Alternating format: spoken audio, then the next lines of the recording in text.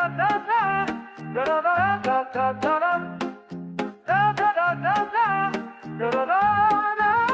living life like a dream, feeling so high. Got my crew. Боки 13.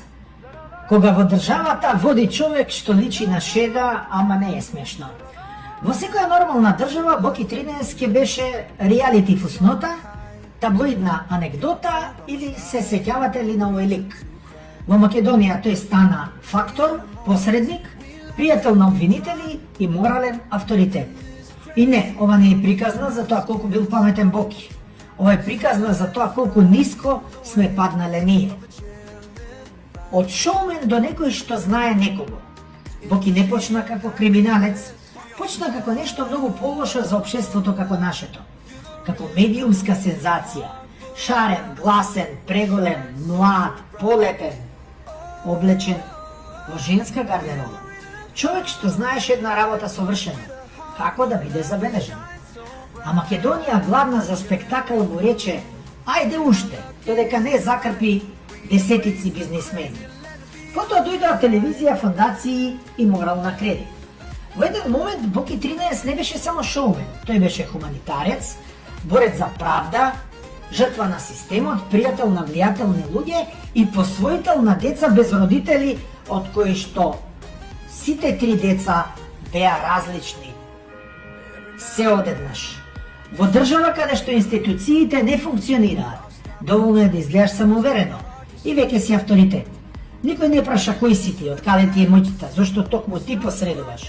Затоа што во Македонија, ако некој се појавува на телевизија, а посебно се слика со политичари, министри, премиери и што уште не, автоматски тој вреди, тој знае нешто. Рекет, кога реалноста стана поголема од сатирата. Аферата Рекет беше моментот кога државата се погледна во огледало и го скрши. Не затоа што Боки беше вмешан, туку затоа што не беше сам. Тој не измисли ништо ново, тој само искористи постоечката шема. Влијание, врски, ќе среди, јас сум близок, обвинителката руча кај мене компир манџа. Боки не ја корумпираше државата. Државата му објасни како се прави тоа. Но, верувајте, ни тоа не беше баш сјајно направено. Па може ли еден педер и еден квази новинар да ја срушат владата? Па не може. Народот аплаудираше додека не стигна обвинението. Да бидеме искрени, додека Боки беше интересен, ние се смеевме. Додека беше моќен, се фалевме дека го знаеме. Кога павна, се правевме дека никогаш не ни бил симпатичен и јако му е, така му треба. Класично македонски. Ние не го создадовме Боки затоа што беше паметен. Го создадовме затоа што сакаме луѓе што прават шоу од срамот. И, како велат србите, уби ме туѓа срамота, понекогаш. Гениалноста на Боки да ја прочита нашата слабост. Ако мораме да бидеме брутално искрени, Боки 13 не е криминален гений. Тој е психолошки гений за Македонија. Тој разбра дека народот сака гласни ликови, институциите сакаат тишина, а системот сака посредници. И тој се вклопи совршено. И ги мавна голем дел од парите. Затоа се изгледа како британска кралица, а никој не знае што работи. Крајот, кога циркусот завршила, а сметката останува. Кога заврши приказната, Боки заврши зад решетки, но приказната не заврши затоа што системот му дозволи да постои. Се уште е тука.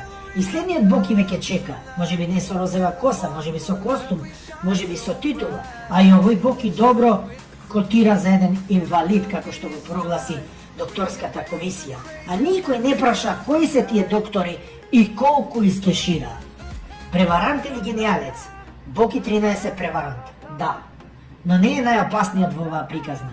Најопасни сме ние, што сакаме спектакл повеќе од правда, што веруваме во ликови не во правила и што секогаш се чудиме кога циркусот ќе стане судски предмет.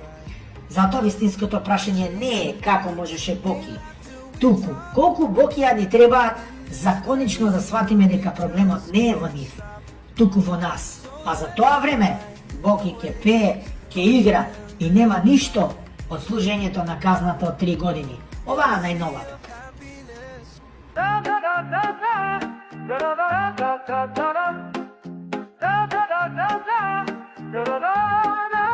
I'm living life like a dream, feeling